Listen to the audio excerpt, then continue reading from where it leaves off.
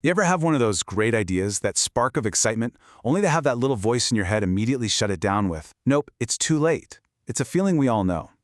But what if that voice is just wrong? Today, we're going to dive into a really powerful framework from our source material that's designed to help you dismantle that self-doubt and start whatever you want, whenever you want. I mean, does this sound familiar? That nagging little whisper that says, "You're too old," or "You already missed your shot"? It's an incredibly powerful force, and it can stop us dead in our tracks before we even take the first step. But the material we're looking at today says that this voice is just fundamentally mistaken. So let's just jump in and tackle the first big myth head-on. So, our first stop is tearing down what the source calls the "it's too late" trap. This is that really pervasive idea that before you can do anything, you need to have this perfect, massive, fully formed plan. But as we're about to see, that's just a myth that paralyzes our potential. Yeah, we get so caught up in this idea that we need a flawless blueprint, right? A detailed map from A to Z. But the reality is actually way simpler and honestly a lot more empowering. It's not about one giant plan. It's about laying down one stone, then another, and another. Just creating a path with small, consistent actions. And here's the crucial part. You're not just building that path for you. You're building it for the people who are going to come after you. Okay, so how do those little stones actually become a real path? Well, the source material gives us this fantastic metaphor to explain the whole process. The idea of building your own staircase one single step at a time. And this brings us to what's called the staircase effect.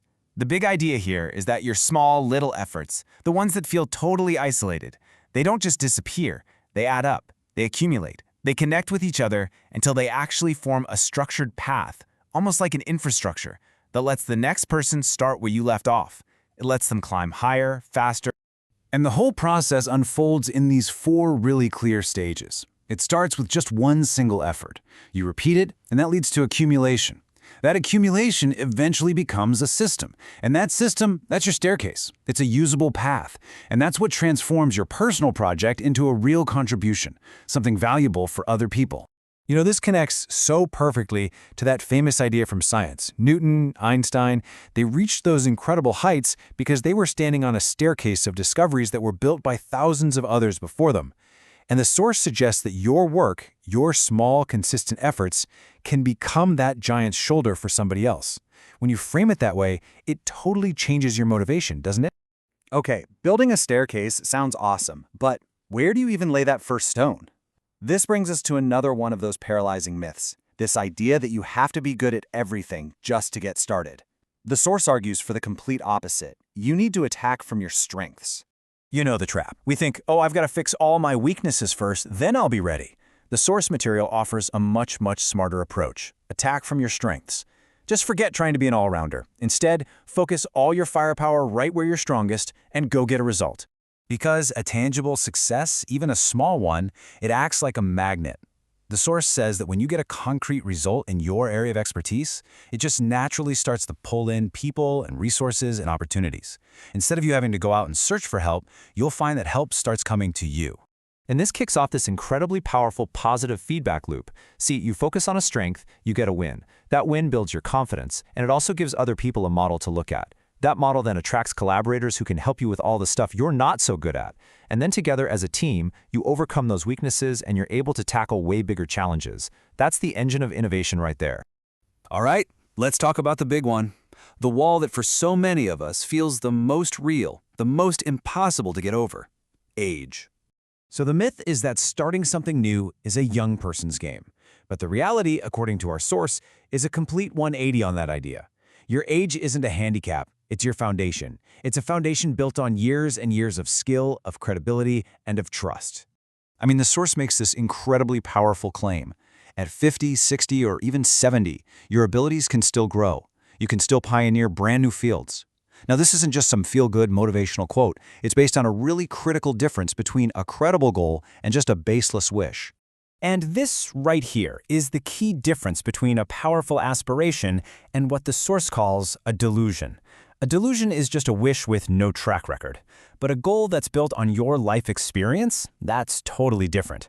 Your new idea is standing on a proven foundation of skills and credibility.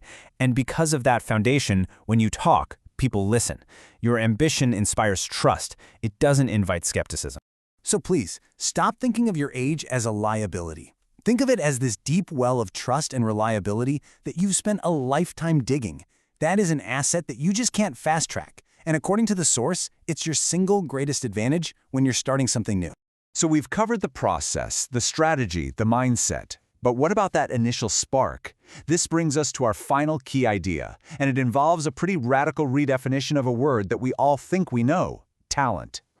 We usually think of talent as some special skill we either have or we don't, right? Like being a gifted artist or a math prodigy.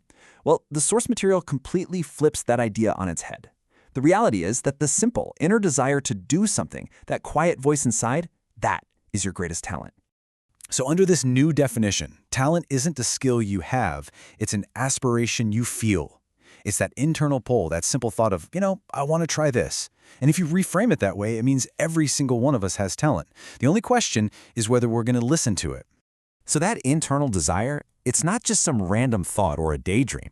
The source argues it's actually a signal. It's a signpost pointing toward a potential that already exists inside of you. You can think of it like an invitation from your own future, just calling you to take that first step. All right, so let's just quickly recap the big ideas here. First, build your staircase, one step at a time. Second, attack from your area of strength and let that success be a magnet. Third, leverage your age as an incredible asset of trust. And finally, and this is the most important one, listen to your desire. It is your truest, most powerful talent. And that brings us to our final question, which comes directly from the source material itself. If your talent isn't something you learned, but it's that quiet aspiration that's emerging right now, what voice is speaking to you? What does it want to do? Just listen closely to that, because that's where it all begins.